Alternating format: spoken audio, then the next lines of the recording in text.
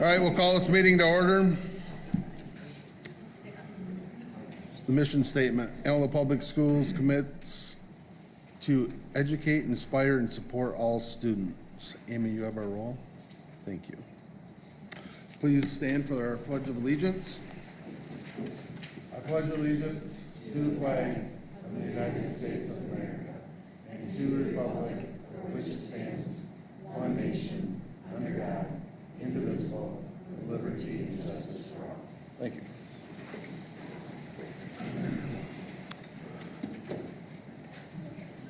Pam, you have our statement of commitment?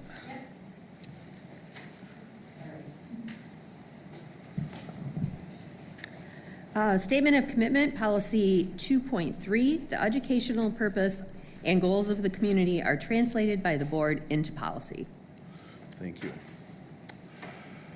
Public participation process. Members of our audience are welcome to make comments at the designated time on the agenda. Please register on the sign-up sheet and limit your comments to 3 minutes when your name is called. Out of respect for all individuals, please refrain from personal criticism in an open forum. Policy 167.3. Can I have a motion to approve the agenda? Motion to approve the agenda as presented. Support. Motion by Pam, support by Anna. Any discussion? Changes? All in favor say aye. Aye. All opposed the same. Motion pass. On to our organizational meeting, election of officers. I'm going to ask for nominations from the floor for position of board president. Kevin, I nominate you. I will accept.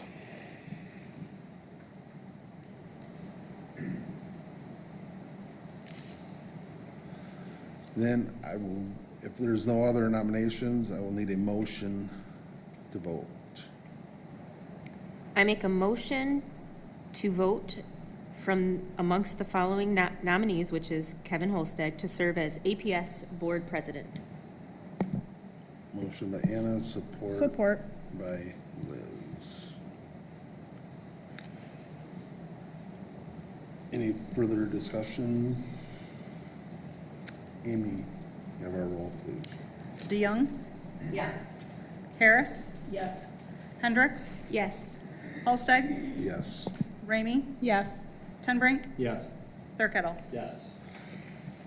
Motion passed. Thank you for your support. Can I have nominations for position of vice president? Nominate Liz Ramey for vice president.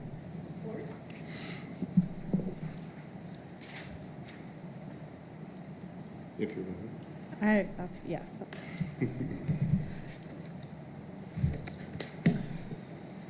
No more nominations. Can I have a motion? I'll make a motion to nominate Liz Ramey as the APS Board Vice President. Support. Motion by Josh, support by, who was it? Anna, sorry, I didn't quite see. Any discussion? Amy, you have our vote, please. Harris, Yes. Hendricks, Yes. Holsteg, Yes.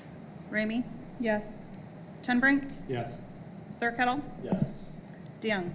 Yes. Motion passed. Thank you, Liz.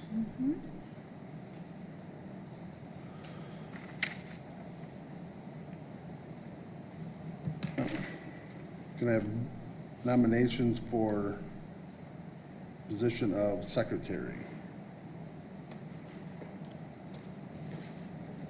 I'll nominate Josh. Support. Motion by, or Josh, you, Yes. thank you. Any other nominations? Can I have a motion to vote for secretary. I make a motion to vote for Josh Thurkettle to serve as APS Board Secretary. Support. Motion by Anna, support by Tanya. Any discussion? Amy? Hendricks, Yes. Holsteg, Yes. Ramey, Yes. Tenbrink, Yes. Thurkettle, Yes. DeYoung, Yes. Harris. Yes. And last one, can I have nominees for treasurer?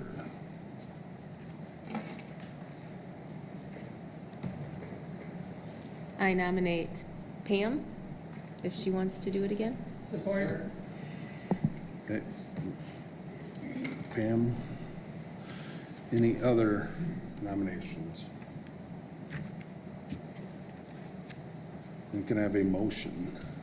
I'll make a motion to nominate Pam Young as APS Board Treasurer. Support. Motion by Josh, support by Liz. Was it aye? Any discussion? Can we, Amy, will you take our vote? Oh, no, yeah, can we have our vote? Sorry, I was getting out of turn. Ramey? Yes. Tenbrink, Yes. Thurkettle, Yes. DeYoung, Yes. Harris, Yes. Hendricks, Yes. Holsteg. Yes. Motion passed. Thank you, Josh and Pam. Can I motion for chief business official? Motion to support, or to appoint Allendale Public Schools Chief Business Officer Holly Klein, Accounting Supervisor, and Board of Education Treasurer as depositors of school funds. Support. Motion by Pam, support by Liz. Any discussion? All right, this is not a roll call, so all in favor say aye. Aye. All opposed, the same. The motion pass. Can I have a motion for an administrative assistant? I make a motion to appoint Administrative Assistant Amy Visters as posting designee. Support. Motion by Liz, support by Pam. Any discussion? All in favor say aye. Aye. All opposed, the same. The motion pass. Can I have a motion for administrative assistant for record secretary? I make a motion to appoint Administrative Assistant Amy Visters as recording secretary. Motion by Liz, support by Anna. Any discussion? All in favor say aye. Aye. All opposed, the same. The motion passed.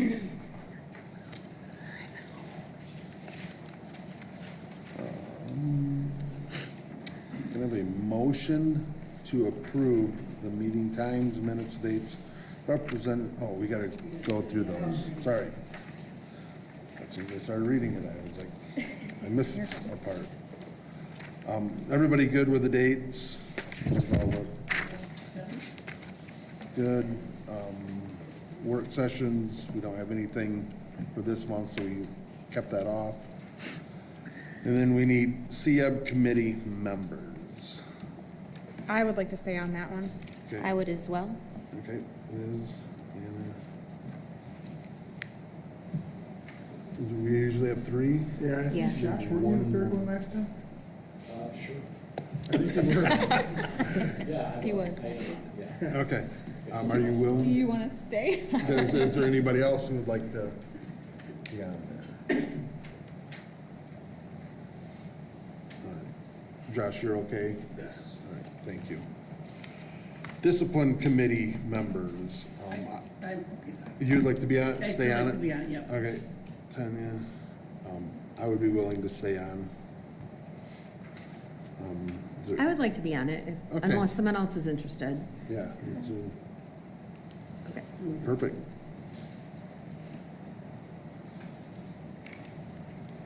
Okay, so Tanya, myself, and Pam, thank you.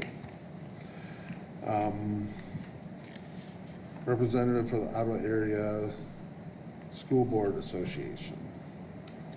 I would like to continue that. It was a good experience. Perfect. Good people over there. Do we need a alternative? I do not remember. We had an alternate last year, yeah. Did we? Did we? I think Pam, you were the alternate last year. Oh, yeah, because I did it for years. Yep. Would you be willing to be the alternative? I don't care. It's fine. All right, thank you. As the alternate.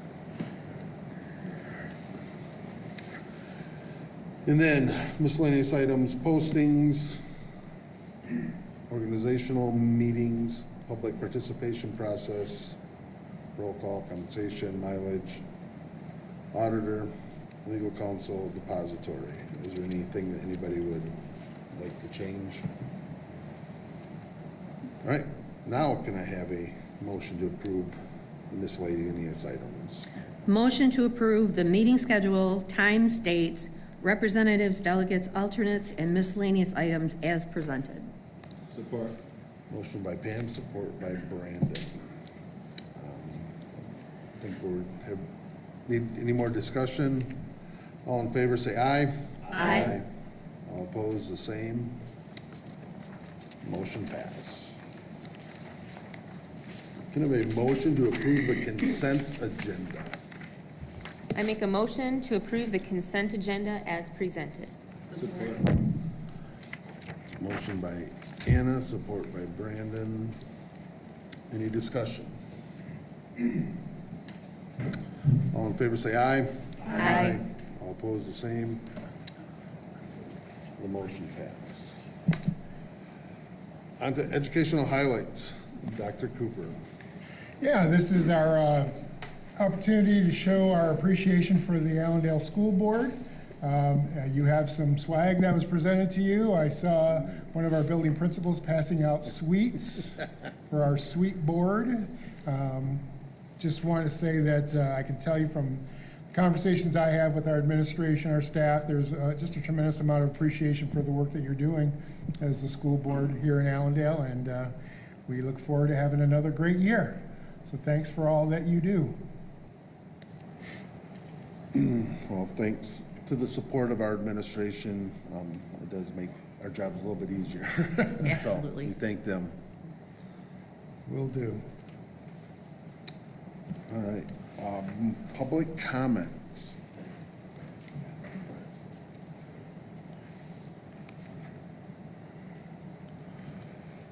We have none on the list. Is there anybody who'd like to make a comment at this time?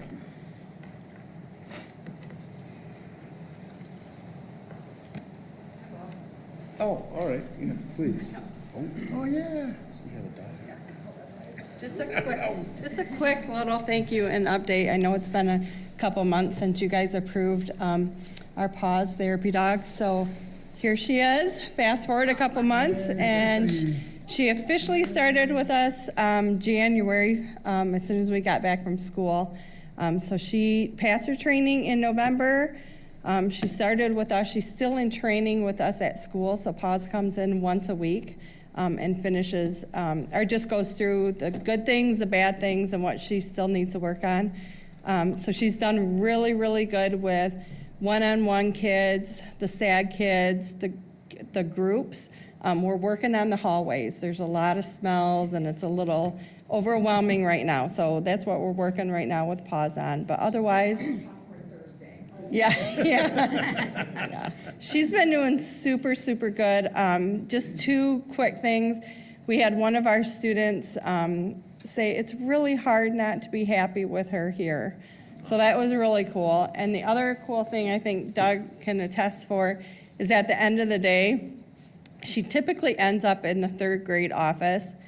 And that has now become all the teachers and a lot of staff are congregated there, and just like that's her free time. And after the buses have left, it's now full with staff, just playing ball, getting hugs and lots of stuff. So she's definitely brought a lot of joy to us. So thank you all for approving that. So you want to say bye, Tootsie?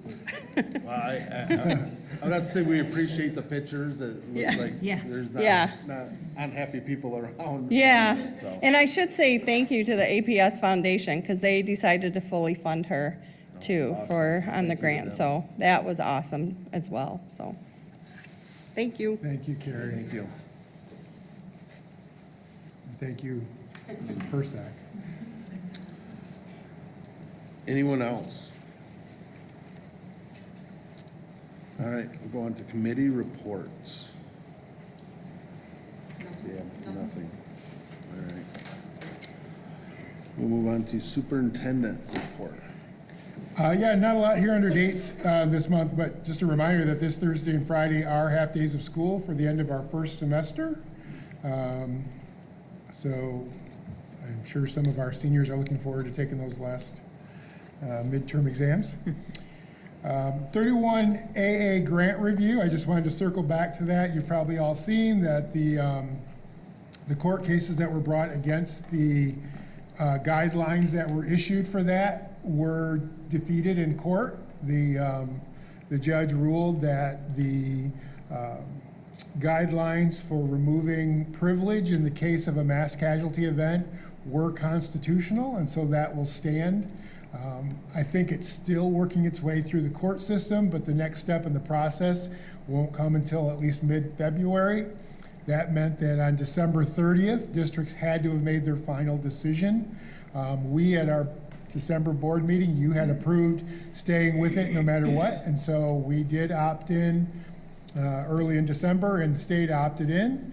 I do know there's quite a few districts who are opting out, which means that we'll get an additional amount of funding. I'm not sure what that is yet, but that should be forthcoming.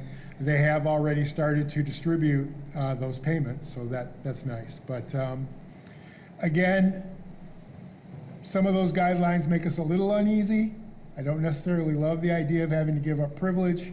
It's kind of ironic we're talking about this today when if this threat had been reality, we could have had a mass casualty event and it could have opened us up to it. But in the long run, I think that some of that language will be smoothed out, and I don't think it will be leave us as vulnerable as it looks on the surface, I guess I would say. So I'll keep the board posted, but as it stands right now, those guidelines stay in full. There were 29 points that were brought up in court, I believe, and every one of them was rejected. So what we saw in the initial is what stays. Has Thrun or any of the councils made any further statements of how they would handle things, or? No, not really. I mean, it all is pretty much the same.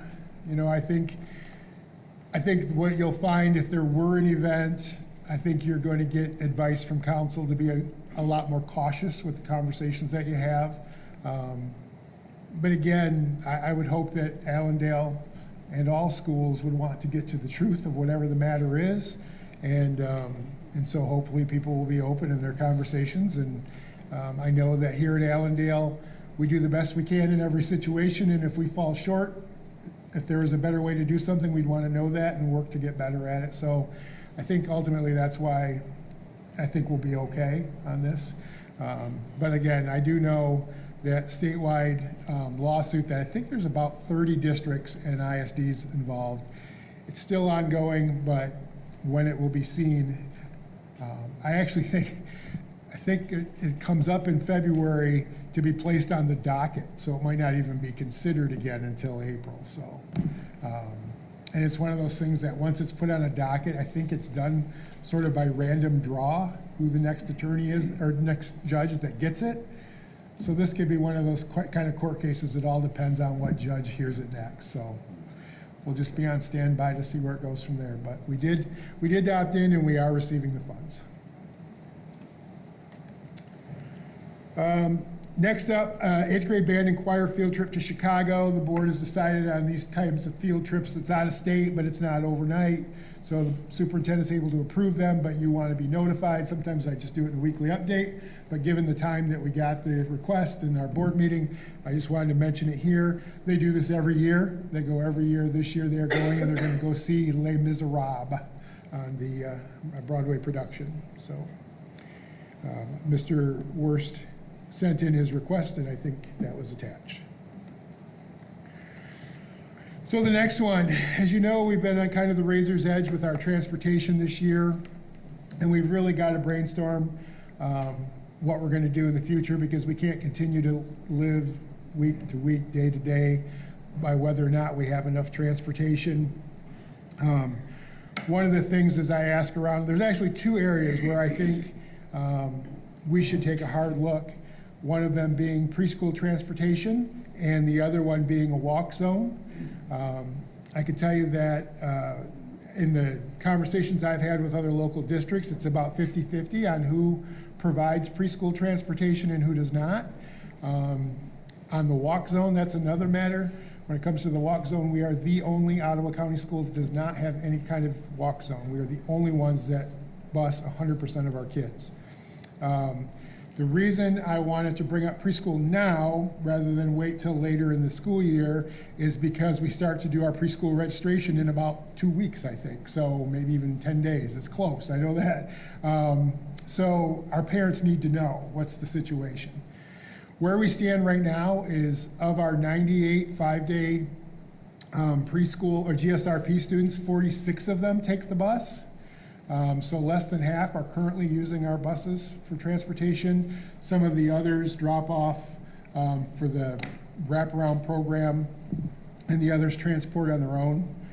A couple things about the 46. So if we don't transport the GSRP kids, that's 46 empty seats right there. That's, I don't know if we could open up another, have one less bus run, but it would alleviate the congestion on our buses. Our buses are packed full, and people don't really understand, it can be, you can be doing okay, and then somebody who signed up for busing never gets on the bus, and so you think you're okay, and then one day 3 of them show up. Well, they've registered for the bus, they've just never ridden it, now they need a seat. So we are super congested. So if nothing else, this helps alleviate that. One of the other things with the preschool students is that we put them in the 5-point harnesses, and with the littles, you can generally get 3 students in a seat, but when you have the harnesses, you can only get 2 in a row. And so so basically 2 GSRP kids equals 3 kids. So you're actually probably opening up a little bit more than even the 46 seats by not transporting GSRP students, if that makes sense. How many routes are represented amongst those kids? I don't know, but I have a reason to believe it's probably every route picks up a couple. No? I honestly don't know how that goes. Yes. I don't know. Nah, I bet we only have maybe half. Well, I was gonna say only 10 routes. 9, I can give that to you for sure, Josh, but it's not every bus. Yeah, that's my curiosity of asking that question is totality makes a difference, but averaged out amongst the routes, if we're talking about only taking away 4.6 or opening up 4.6 seats, then see what I'm saying? That Yeah. probably doesn't seem as big a deal to me as saying we have 46 open seats. Does that make Right. sense? Yep. It's true, some of our buses only have 1, 2, 3 kids on them. I mean, you will have, there are a bus route, a trailer park bus route that has, I think, 6 or 7 on it. It's the only bus that has that many students on it, and it's 7. That's the highest. The rest of them are all anywhere from 0 to 1 to 3. Yeah, that makes sense. Yeah, and they would level that out, like you said, so it ends up being 1 or 2 seats or whatever on the 20 runs. So it's not like you're going to have huge gaps, but it does alleviate some of the pressure. The other thing it does is somebody's got to buckle those kids in and out of those seats, and adds time to each one of those runs. And again, it's not a ton of time, but if you've got 6 or 7 kids, and it does add time to the run. Plus you have to add an extra 8, right, for You don't have to have an aide. We try to have an aide on those runs, and there's some runs even without GSRP kids, we would try to have an aide if we could. The nice thing about having aides on buses is sometimes they find out it's not a bad job and they end up being our drivers. So we kind of initiate them to the world of transportation by having them be an aide for a while. So that's just one piece of the puzzle. Really, it's not the whole puzzle, but the reason I'm bringing that up kind of separate is I don't know that we're ready to have the walk zone conversation yet. We just had Kendra Johnston, our new transportation director, start at the beginning of January, and she needs to really focus in on, some districts do a half mile, some their walk zones as large as 1.5 miles from the school, and it's just hard to do that here because, 3 blocks away could be 64th or 68th, and you really won't want kids, going across those. So we want to be thoughtful about what instituting a walk zone would look like, but we didn't have the time to have the GSRP conversation because we're going to start to register next week. Now, we could go into that registration and tell parents we're not sure, but then if we say we're not sure and they think, okay, it might be there, they're going to make plans. We say there's no transportation. Now they're stuck because it's not just us making our preschool plans for next year. All the daycare centers start lining people up now. And my understanding is that sometimes if you don't get your spot for next year assigned by February, you are in big trouble. So we kind of want to know going into that, are we going to continue with the GSRP busing or not? Because it'll make a difference for parents when they start to decide what to do for next year. When it comes to the walk zone, I'd like to see different options as far as blocks by streets with routes, number of routes, and number of previous years signed up students within those routes. So we could look at that by quadrants or rectangles of streets to go, if we went from Lake Michigan Drive to Pierce, or Lake Michigan Drive to Fillmore, and went from 78th to 64th, and we broke those down by those quadrants, those main streets, and then looked at those numbers, I would bet we're gonna see significantly more numbers of use than 46. Yeah, walk zone would have a major impact. And I know it's not popular. It wasn't popular when we talked about it before. It personally affected me when we talked about it before. And I still was in favor of at least looking at the numbers to see what that would be, especially given the pinch points that we have with surprises. And I understand from people's perspective that it would be a real pain for them and they would have to make adjustments, but at least they would know they had to make adjustments versus having a route getting canceled a day or the week of, and they have to try and make adjustments during that. I feel like that's more frustrating. Yeah. And also if we can look at the difference between like the middle school and junior high versus the elementary. I mean, even maybe splitting that and I still feel junior high and high school should walk. So if we can see the difference in the number on that, I don't know if that'll make a difference, but if we have more buses or less buses maybe we can start earlier routes for the elementary or something like that, if that could be a case. Yeah. Do we know how many of these, kind of back to the preschool question, the kids that have brothers and sisters that ride the bus also? Yeah, it kind of makes it all of a sudden, I guess I kind of lean toward, I don't know if that's where Josh was going, but like, is it really that much of an impact per bus? Is it really going to make that much of a difference? And we're going to possibly lose students from not busing preschoolers.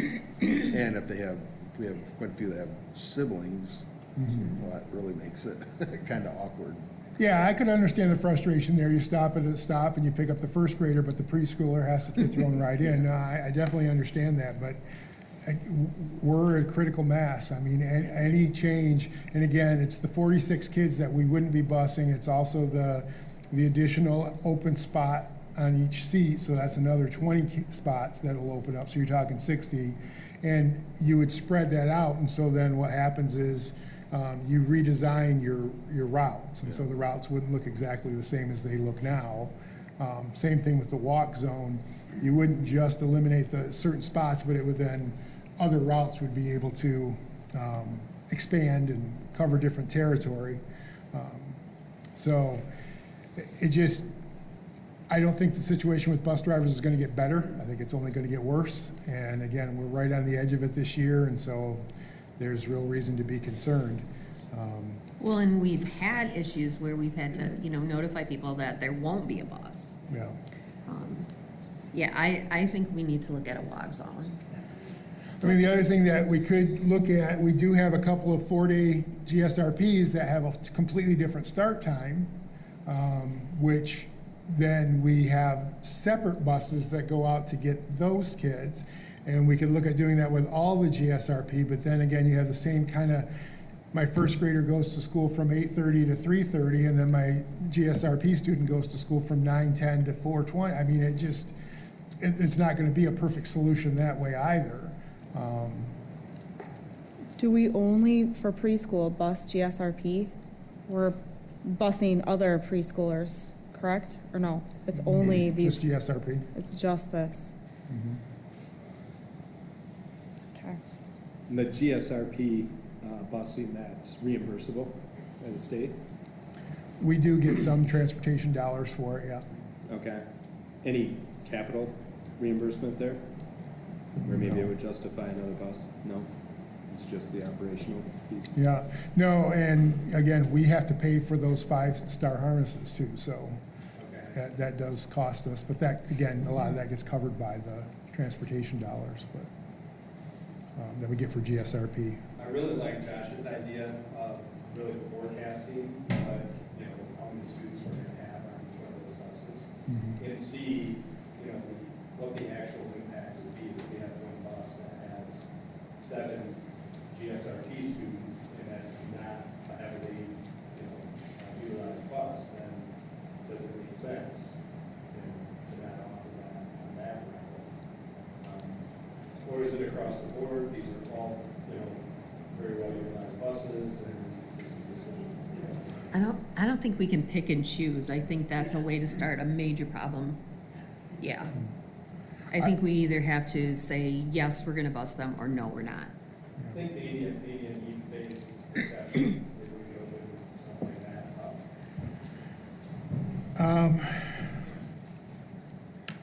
that. We could certainly have that conversation. So again, I'm just kind of looking for some direction here. Like I said, Dawn's going to be in front of those parents here real soon, and she's going to want to know, are we going to offer busing to them? Are we not going to offer busing? Does she tell them we're working on a plan, but they should be prepared to bus their own child?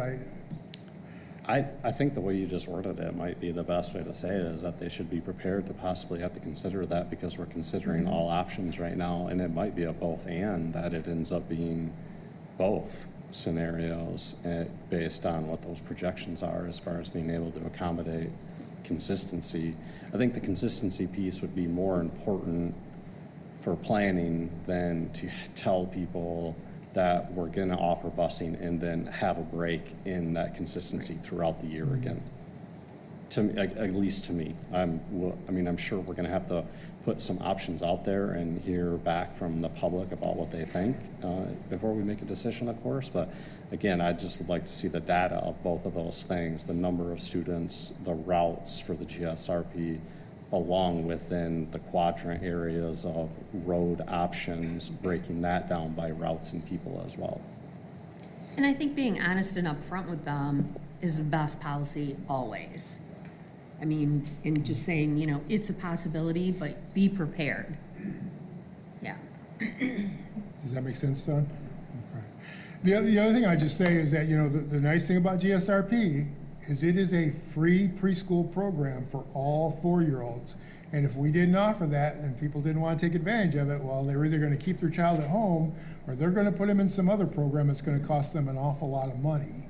And so this is a good service for them. And we do offer before and after school care for those parents who would have to drop their kids off at 6:30, 7 o'clock in the morning and pick them up at 4 or 5. I mean, we have that option as well. So it's not like we would say, okay, we're not going to bus them, but we can't help you in any way. I mean, we're helping them with the free preschool program, and we're helping them with the wraparound care. So Is there enough staff? I mean, if all 46 kids wanted to do the wraparound, do we have enough that? not at the moment, we'd have to hire. Well, I mean, but it's We could, possible we yep. could, okay. Yeah, I think so. I say that not like people are just laying around waiting to come watch kids at 6 in the morning, but, because that's one of those tough jobs where you need them 6 o'clock in the morning and then you need them again at 3:30 in the afternoon.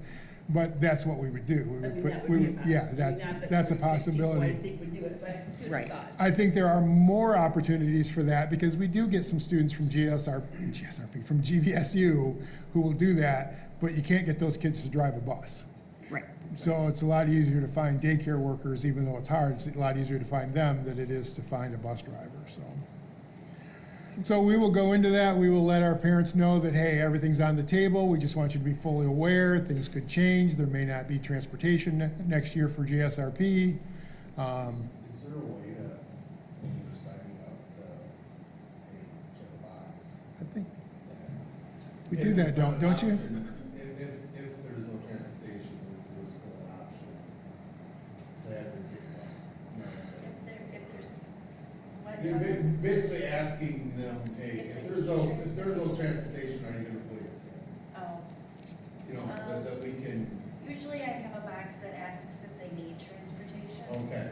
So some of them sign up for it and some of them don't, or mark the box. It just kind of depends on what their child's class time is, what building they're placed in. I mean, it goes all the way back through that scenario then.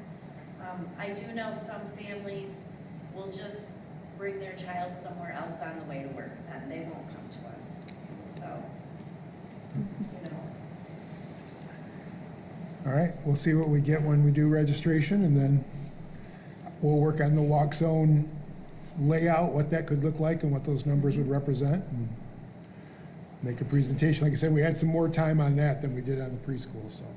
Dr. Cooper, do you want a box marked on their enrollment for them to check if they need transportation or not? Do you want me to have that added? Yeah, we can work on that later. Okay. Yep. Okay, that's all I had about that. Then the only other thing is I feel compelled to just mention, you know, today's situation. Again, it was a kind of unfortunate situation to begin with, but then the way it rolled out was really difficult. Someone left a voicemail over the weekend.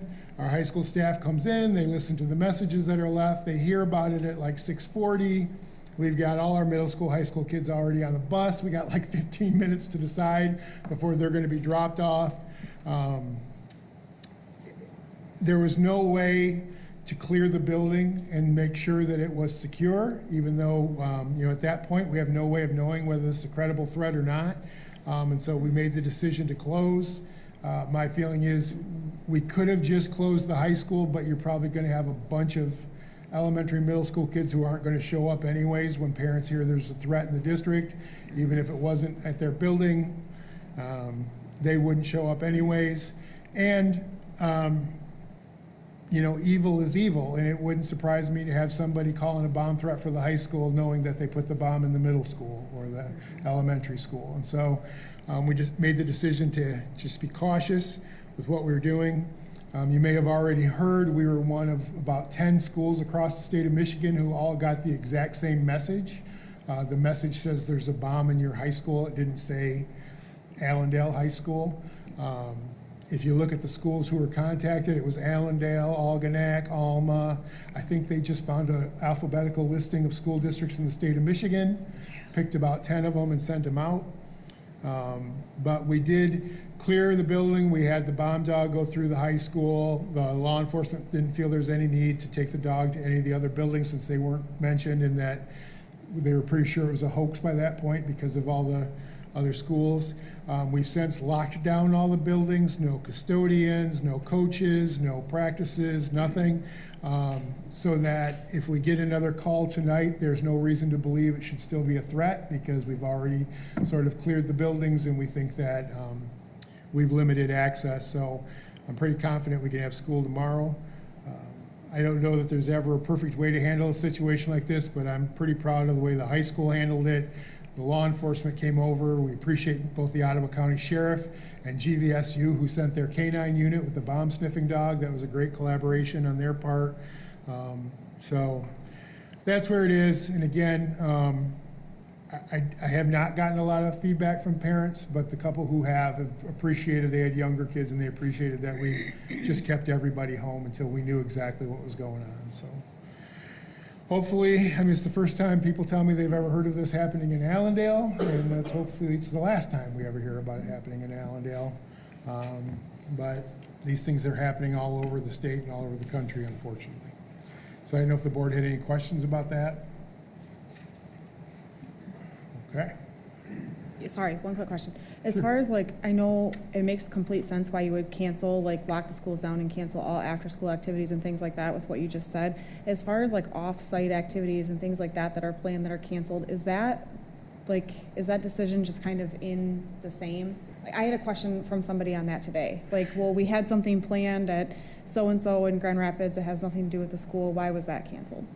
So I don't know what that actual reference is to. I know that in the afternoon, I got a call from the athletic director saying that there was an opportunity for our varsity boys and girls basketball to practice at GVSU. My concern is we knew that things were locked down for 5 hours, and then suddenly after an announcement went out saying everything was shut down, now we want to add things, and that just causes way too much confusion. The other thing is, what offsite is okay? What if, Timmy's mom says the jazz band can meet in their basement? Or, I think you're opening up a Pandora's box by not being able to vet out the areas that people are going to.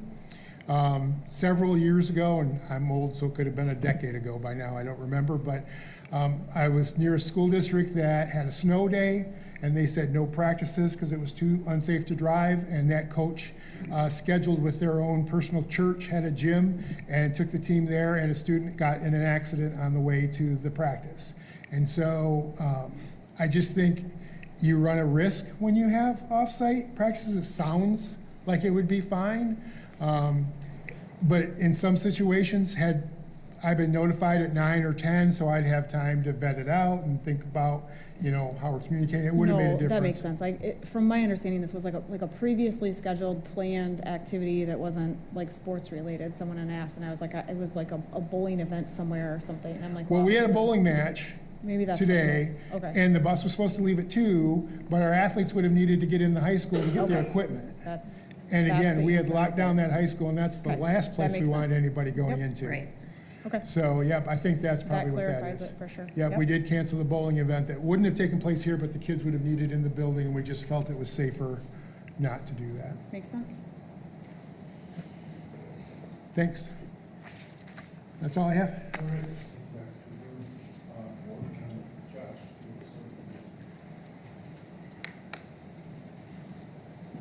I'll make 2 comments. One, the Open Meetings Act is the legislation or guidelines that dictate how a board, a public entity, can communicate with each other. Anytime that more than 3 board members are together in person or on a communication, we're not to be conducting business, because our business, when we vote and discuss things, is meant to happen in the public. And so while I definitely appreciate how you ended our group text this morning, any one of us is allowed to send out a group text to the entire group. It's when individuals start responding that it can be construed, or potentially that business happens.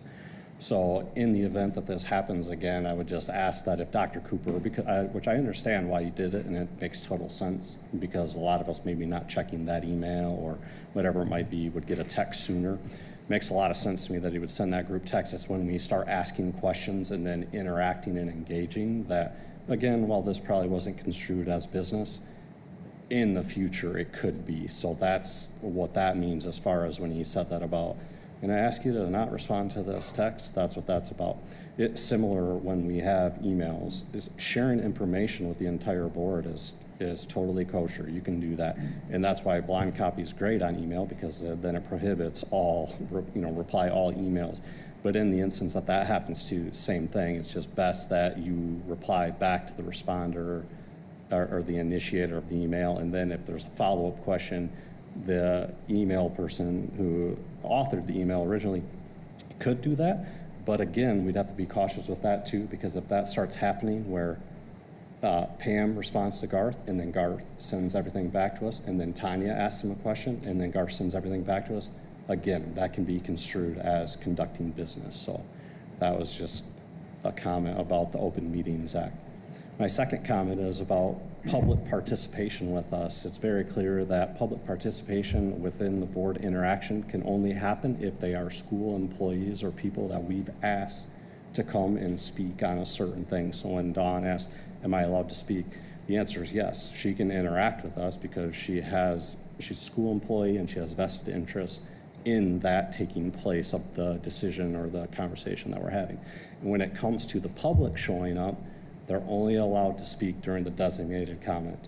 So even if you know that someone is in the crowd and has a thought or a personal interest or whatever it might be in something that we're discussing, we're not to engage with them.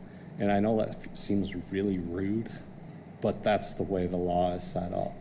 And if you want to engage with them outside of the meeting, or they get their chance to speak during the public comment, which we all just voted on, they get that 3 minutes, then that's where they get to do that at. And that's because I know it's a public meeting, it's this meeting happening in the public, and that is their chance to interact with us. So those are my 2 comments. Thank you.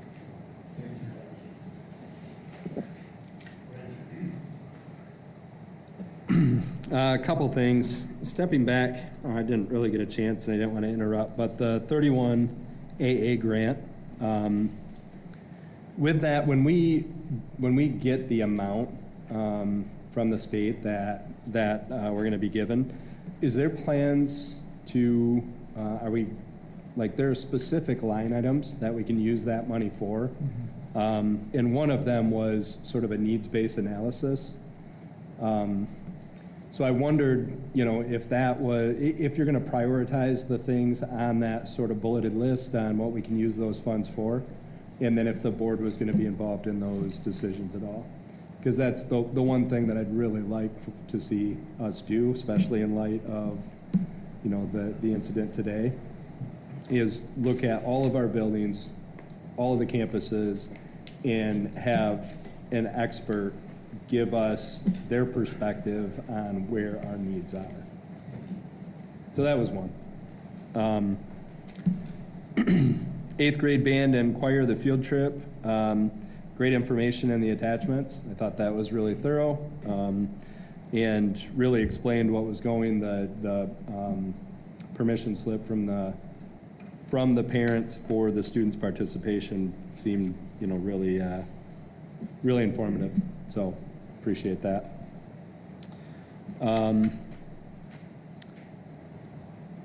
Those were the only items I had. The one thing, Josh, I know the Open Meetings Act, I think, conducting business would be influencing votes that we're going to have. And I felt, although, maybe the comments weren't necessary back and forth, it was good that we were all engaged in. And if there was an opportunity for us to collaborate, I don't know that the law is designed to be so stringent that board members can't have any amount of conversation or collaboration. But that'd be a good question maybe for Coleman or Troon. I guess what I've heard in the past is you need to be very careful with it and make sure that you're not influencing items that you would vote on in an open forum. So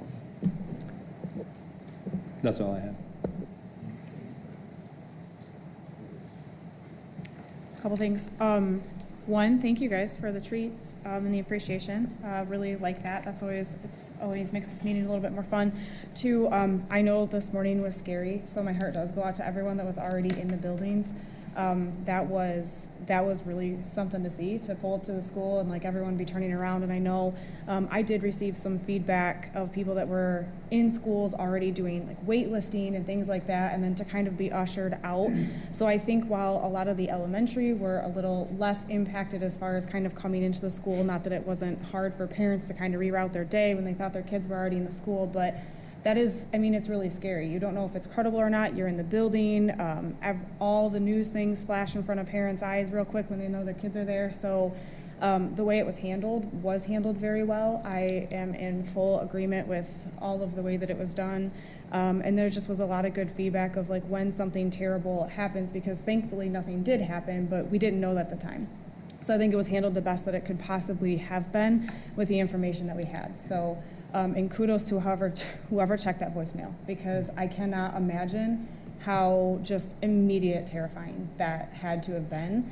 And I feel like that's a little understated, to be on the receiving end of that. So I do appreciate all the support. I saw just an outpouring of support from the community on Facebook. Sometimes it feels like there's a lot of people who like to poke at the school a lot. So it was really nice to see the opposite, pouring out some things, a lot of businesses and things like that for staff. So I was just appreciated seeing that today too. Thank you. Anna? Yeah, just one comment, wanted to thank all of our buildings for the gifts, the appreciation gifts, so thank you.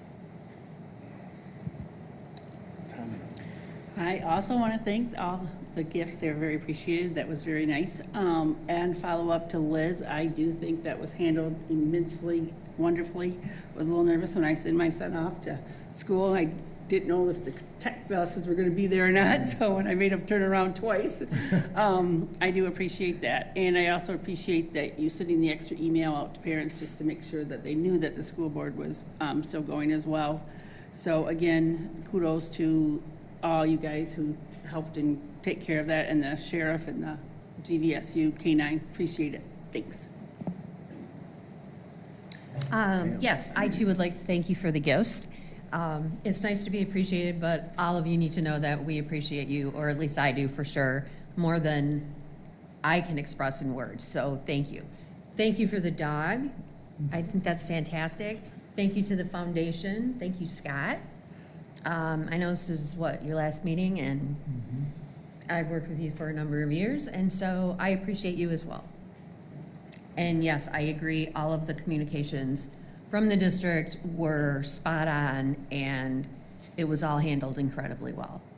Thanks. Yeah, if you were wondering why there's such a big smile on Scott's face tonight, it's because it's his last board meeting. Thanks, Pam. Thanks, Tanya. Yeah, I kind of thanked the administration, but I also want to thank the staff and the teachers.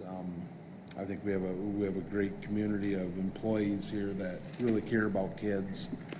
And again, that makes our job a lot easier when we have staff and that just want to educate our young people, and I thank them and everyone for that. So thank you very much. We appreciate the gifts, and you hit mine right on the head, so thank you.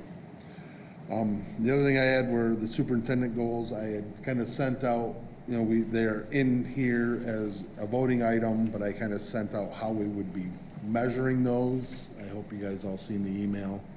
Sorry I did not get that out sooner. I kind of dropped the ball on that, and I apologize for that. But I think these kind of hit on everything, and gives us good discussion when we're in that midterm evaluation of Dr. Cooper. And we can have more discussion on that when we get to the voting part of those goals.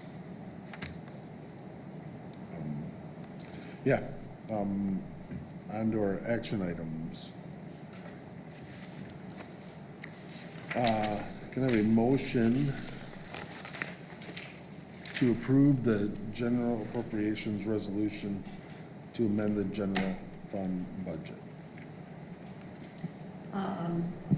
A motion to approve the general appropriation resolution to amend the general fund budget for 25-26 as presented. Support?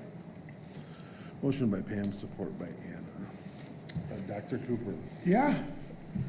For this last time, I'm going to turn this over to Mr. Park to share. We start the year with a budget based on projections, and then we get into the year and we see what the actual foundation allowance is going to be and some of the other indicators, and so we try to have a mid-year amendment, and then at the end of the year, we'll get a final budget. But this is our mid-year amendment, and it is in Moodle, so if you could pull it up on your, Yeah, it starts on page 25, 26 in the Moodle. attachments. I know the attachments. Tried to get it on the screen, but didn't work not working. this evening. So if you if you started on page 26, these are updated assumptions. Just a little list here. We did the original budget back in May, June timeframe.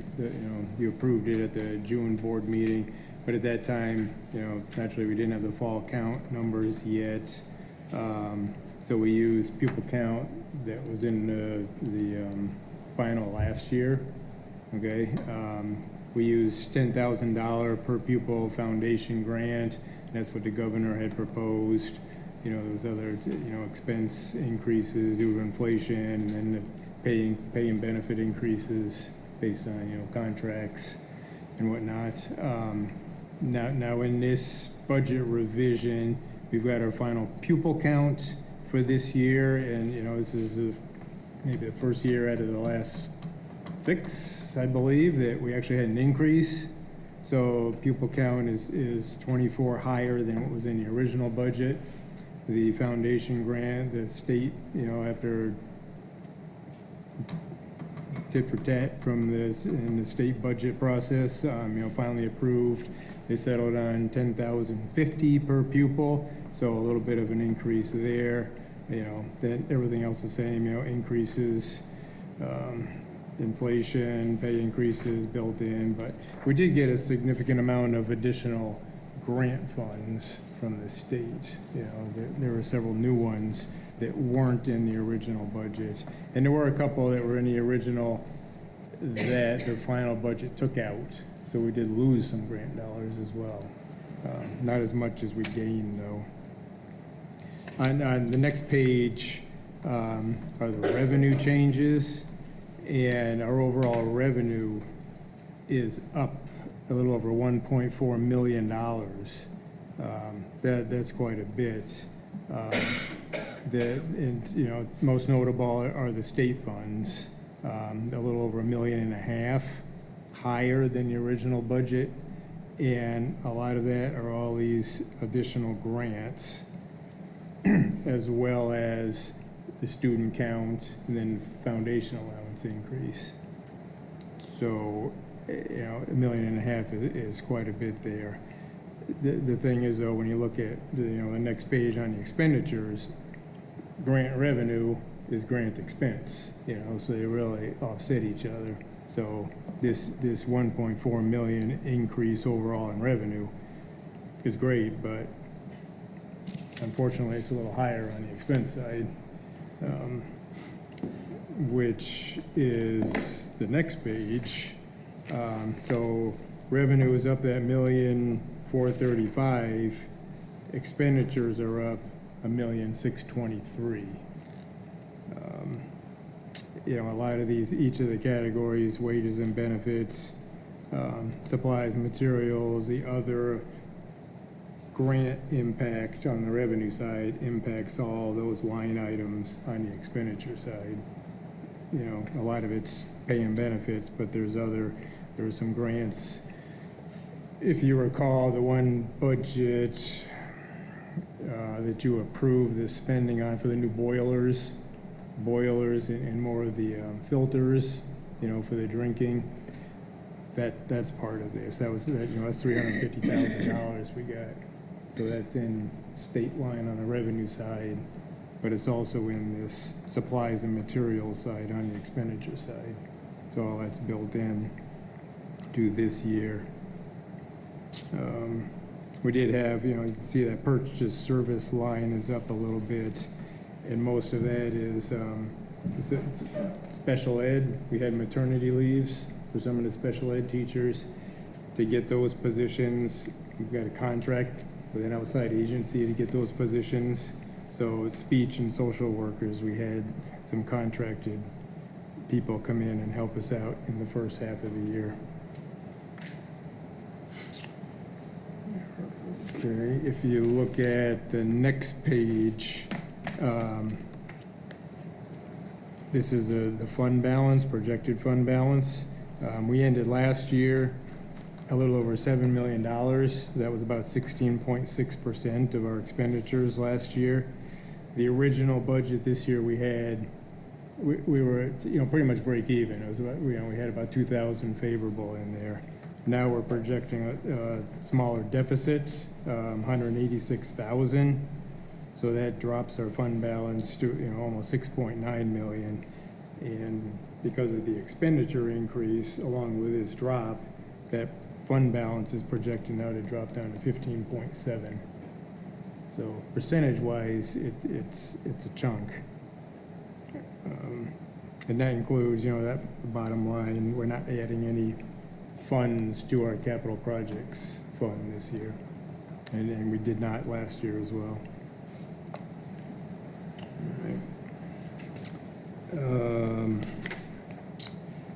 The next page is our food service fund.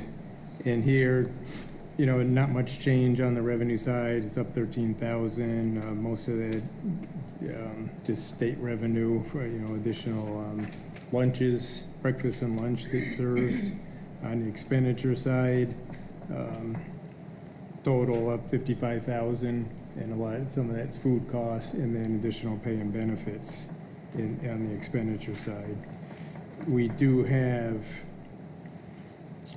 about $400,000 in the expense budget for capital projects this year. If you recall, we've got too much money in our fund balance in the food service side, so still looking for, I guess, meaningful ways to spend those dollars. There is a project that we're looking at now that's going to come to you in the next month or two to help out the food service line at the high school. That is going to possibly take up a good chunk of that. So we're projecting actually the fund balance to drop 280,000 this year if we can get those capital projects spent by the end of this year. Some might carry over into next year. We'll still have a little bit of an excess fund balance, even if we spent all those dollars in there from what the state wants, but at least we're showing progress, and I think it will satisfy the requirements for now. A lot of districts have an excess food service fund balance, so I don't think they're really going after anybody to recoup these funds. Now, if you look at the next page,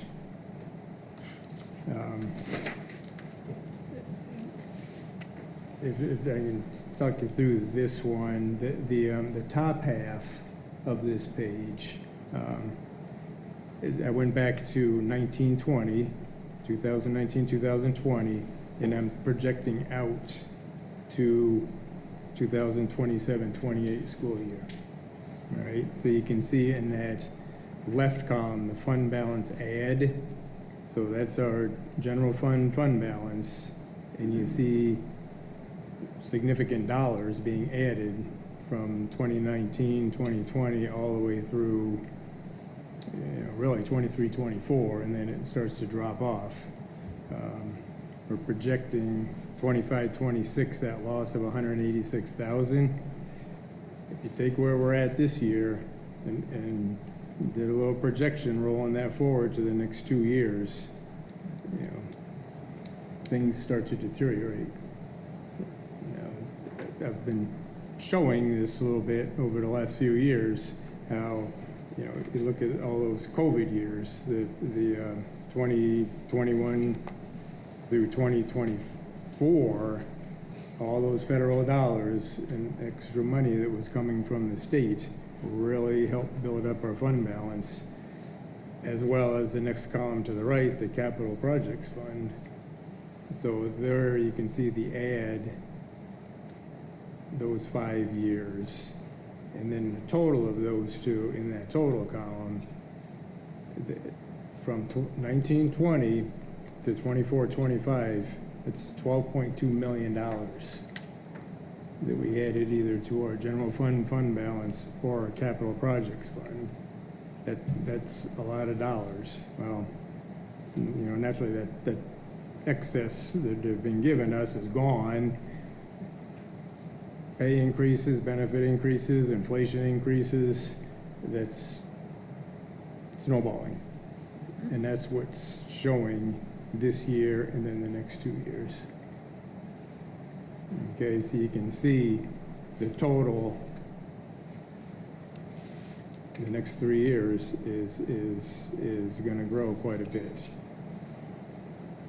The far right column is just in our capital projects fund and the amount of spending we did over all the years.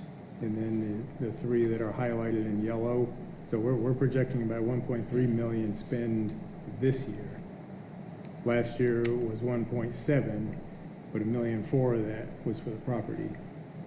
So outside the property, there really wasn't that much. This is really a big impact of that bond not passing. Okay, there's that $1.3 million this year are certain things, the tech equipment that you approved, the purchase of the Chromebooks and the iPads, that would have come out of that bond if that would have passed. Some of these capital items that are on Gary's list in the operations, things have to happen, and they're happening, and it's being spent. And that's really the yellow impact. That's the 2 years of 1.5 million there, so the 26, 27, 27, 28, those are just projected numbers. Yes, yeah. So, Sorry, then your it's hard to tell. bottom right number, the 4.1 would be your projected total of the fund balance and the capital at the end of 28. Right. The 4.1. Right. Yep. So you see, that bottom section then, projected.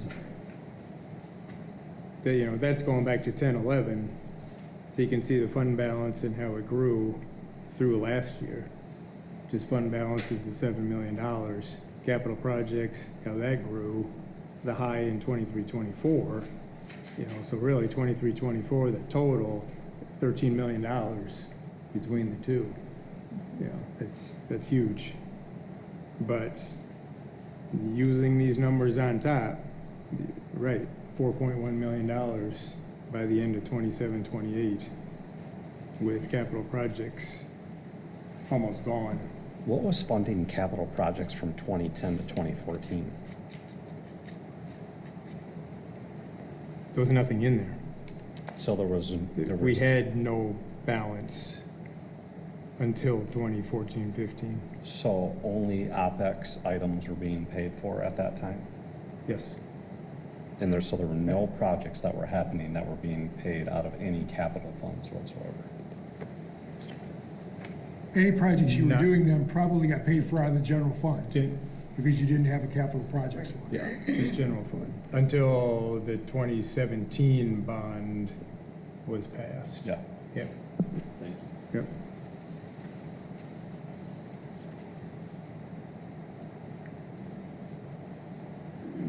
Are there any questions on this? Yeah, so I just want to make sure I understand. With the projected spend, the deficit for 25, 26, 26, 27, and 27, 28, the projected balance after we incur those costs will be 4.1? Yes. Okay. Yep. The balance of the two funds together. Okay. So we're decreasing the amount in the fund, but we're not going to bankrupt the fund by the end of 28 anyway. No, Okay. no. If all goes well. If roofs collapse and boilers burst and who knows what else goes wrong, you don't always have a choice how you spend or when you spend your capital projects dollars. So this is like a controlled spend in that kind of a scenario. But, you know, capital projects don't always follow a nice tidy order for us. Do you have some contingency built into this 1.3, 1.5, 1.5? Or would you say that's pretty close to what the actual experience is going to be? This year is I Spot think on. going to be pretty close. All right. Yes. Yeah.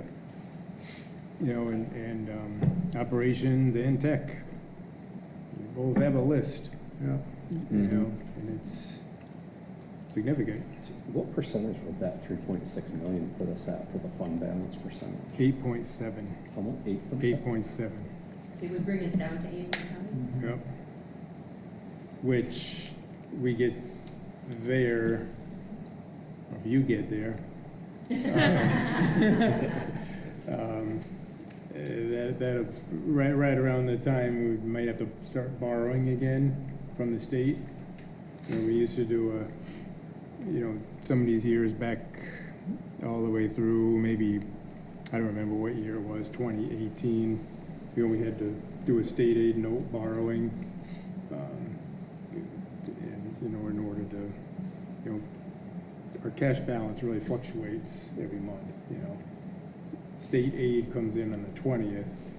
What if you had 2 payrolls before the 20th? We may not have enough cash, you know, so you have to actually do a whole projection for the year, send that into the state, and then borrow money to cover low points that you project. That's only for operating expenses. Operating, yes. Yep. And it was right around our, I think we were at 7%, 8% fund balance was our cutoff. That we had to stop, you know, we didn't have to borrow after we reached that point. So we started dropping down to that point again. Have to start looking closer at it. So I know that some folks think I take our legislators to task a little too often, but we do need to look at this. And if you remember, they were telling us how we were getting record funding, a record per pupil and record funding, and our enrollment went up 24 students, and we're still down $200,000. Because what they don't tell you are the grants that they're not funding into the future. They don't tell you about the ones they took away from us, which is why we're coming up short. So I am very appreciative of the dollars that we got, but again, we can't let ourselves get caught up in their spin when they say record dollars, because ultimately, the record dollars they gave us didn't keep up with inflation and didn't keep up with the major increases in healthcare costs and those type of things, because I think this board was still very good with your finances last year. I don't think we spent money on anything we didn't need to spend money on, and we're still coming up a little bit short. So, again, appreciate what they did, but I don't think we should overblow the fact that they gave us this grand pot of money.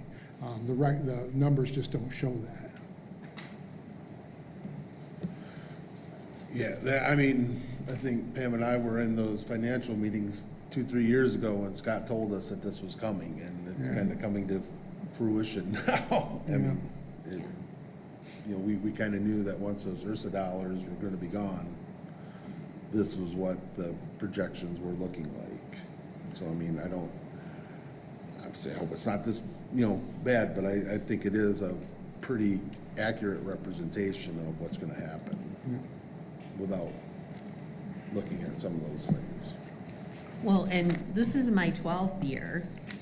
And so I have been around when we had worked so hard and so diligently to increase the fund balance to get it up to and possibly over 10%. So the fact that we're looking at 7 or 8 is very disturbing to me.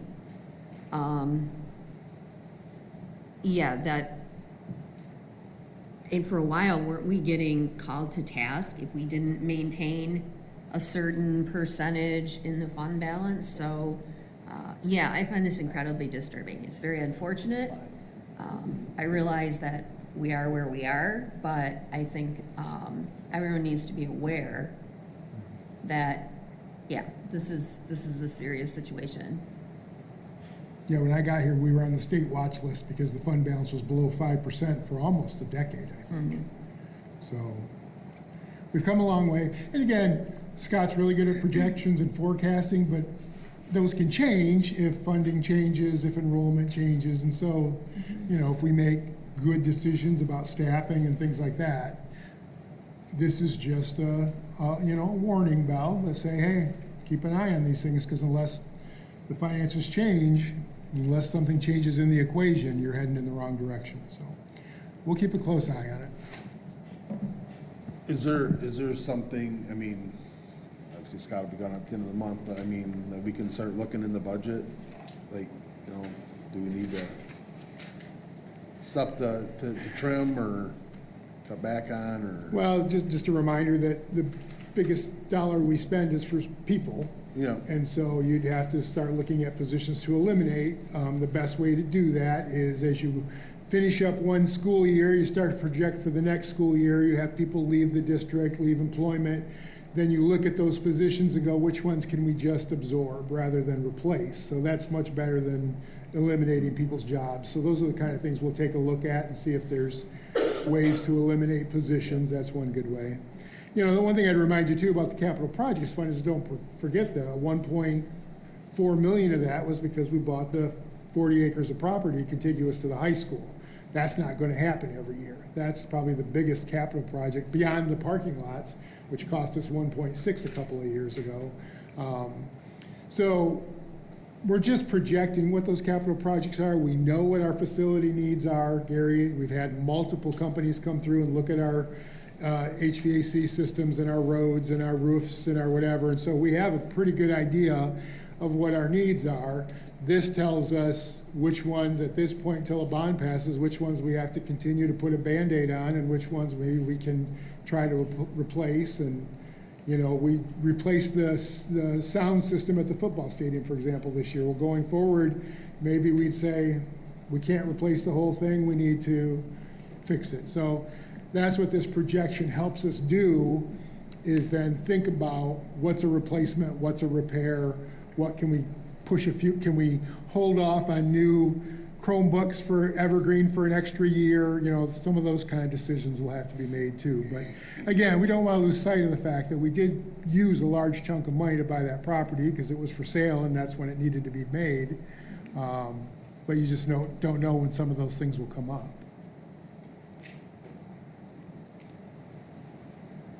But a bond would be nice. Okay. All right. Do we have any further discussion or questions on this resolution? Then Amy, you have a roll call vote, please. Tenbrink, Yes. Thurkettle, Yes. DeYoung, Yes. Harris, Yes. Hendricks, Yes. Holsteg, Yes, Ramey. Yes. the motion passed. I half hoped you'd fail Scott's last proposal just to see what his reaction would be. But I'm glad it passed. Can I have a motion to approve superintendent goals as presented? I motion to approve the superintendent goals as presented. Support? Motion by Liz, support by Brandon.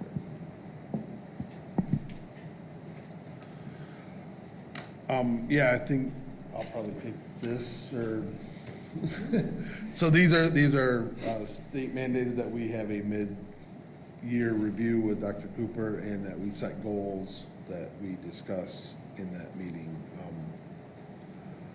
The focus is on the 3 areas of focus. We're going to be on student achievement, staffing, and facilities that we just talked about, you know, keeping a close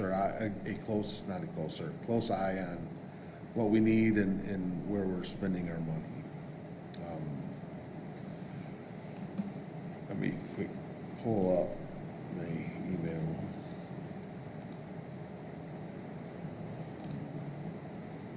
Actually been prepared. Oh, you got it. Thank you. So, For the student achievement, we're looking at the iReady,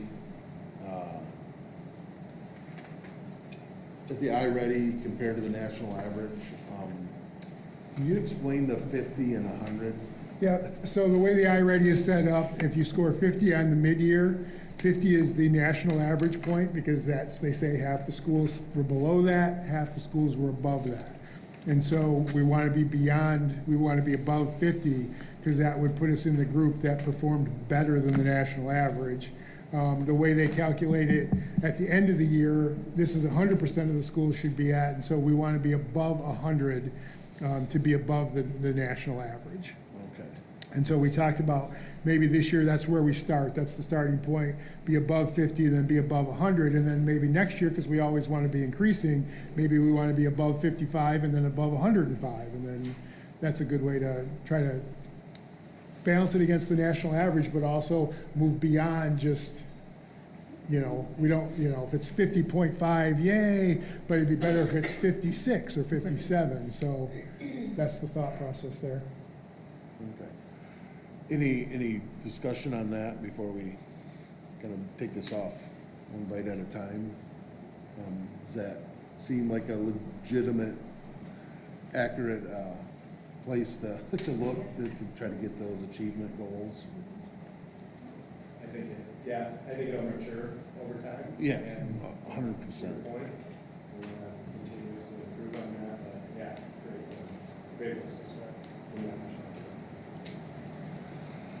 All right, and then staffing goals. Ensure that all teaching positions are 100% filled at least 2 weeks prior to the start of the school year.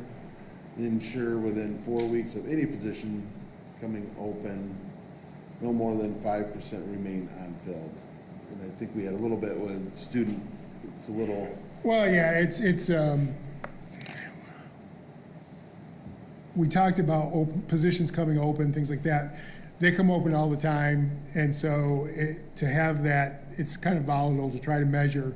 And so what the thought process is here, our administrators work, they're not technically contracted to work through July, but I guarantee you they're working through July most years. They're interviewing and hiring, and our HR department's working really hard, and we have been very blessed that we have had all our teaching positions filled well before the school year starts. Now, I can't tell you we'll be perfect, and some of what plays into that is, sometimes our numbers get higher and higher and higher, and Dawn goes out and finds 5-year-olds who want kindergarten, and more than we expected. And next thing you know, we got to hire another kindergarten teacher a week before school starts. So it's going to look like it wasn't filled, but I think regardless, I think the goal should always be for us to have all of our teaching positions filled at least 2 weeks prior to school, so that when schedules are run at the secondary, it doesn't say Spanish teacher unknown. It says, Spanish teacher senior Cooper or whatever. So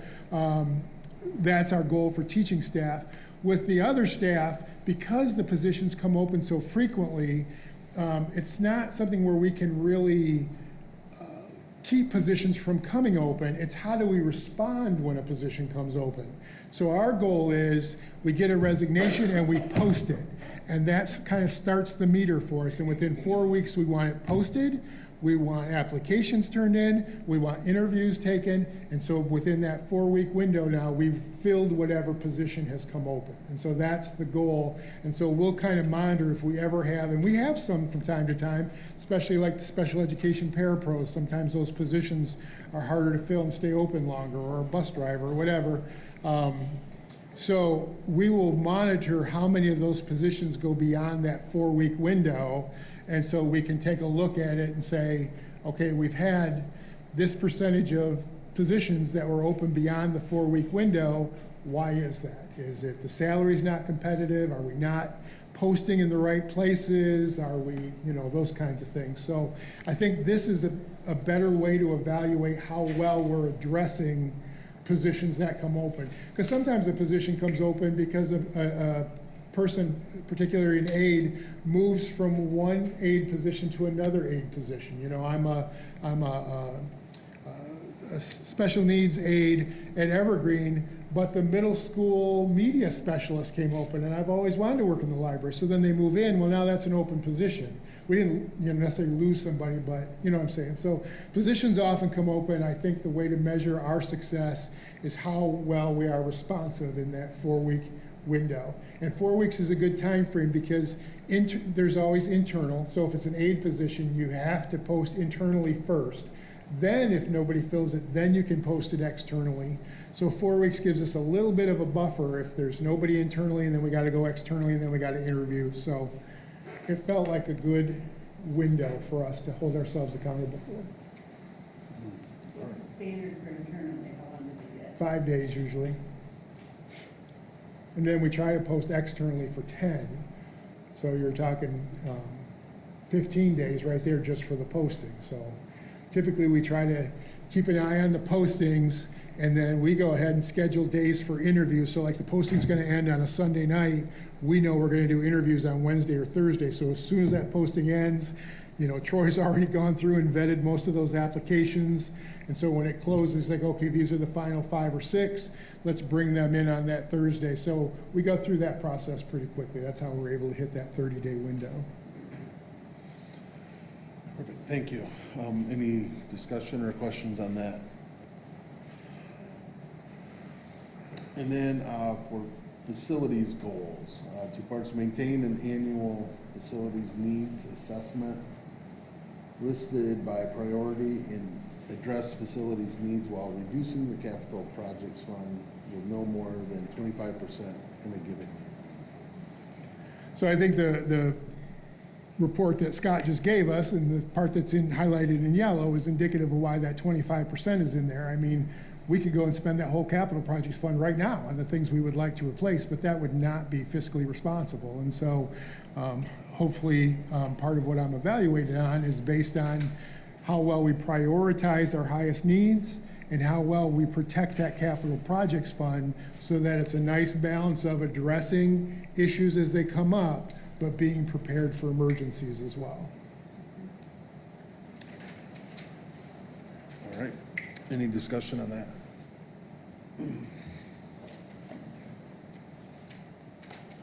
So, if we're good with these, student achievement, staffing, and facilities goals,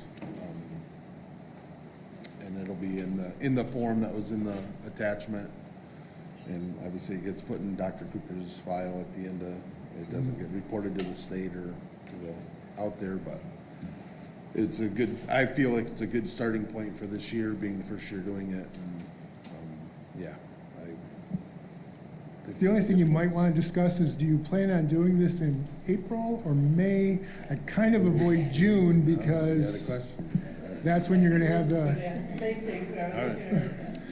June is the final budgeting stuff for the year, and that can be kind of, so I'm not sure you want to do it in June, but April or May. And maybe only have one meeting, so. There is no work session in May, because Yeah. that usually falls on Memorial Day. So if you want to do it at a work session, then maybe the April work session is the time to do it. My thought was either May or July, since we don't have much in July either. You can do it then. Well, but that's close. It's a little close to my final, but again, this isn't directly tied to my final, so. No, it's really a stepping, just a touching, hey, where are we at? The way I read it. 50 store available. It'll be available by then. It'd be available by April. So April, May, you could have it by then. So, yep.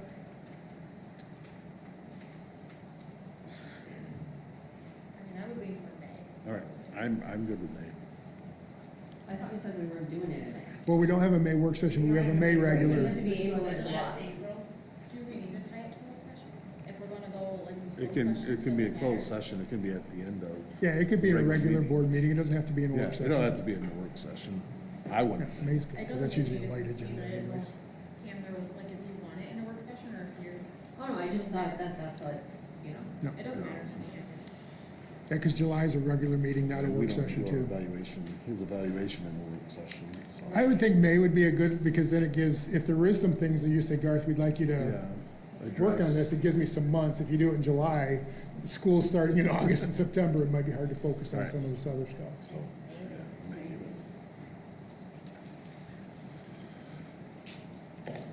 Are we good with call the vote?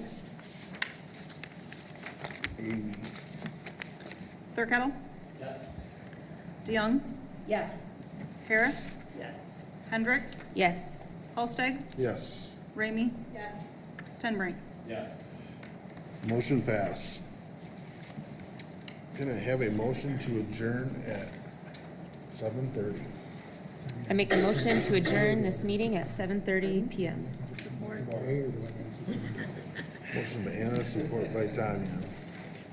Any discussion? All in favor, say aye. Aye. All opposed, the same. Motion passed. Couple of weeks and happy retirement, right?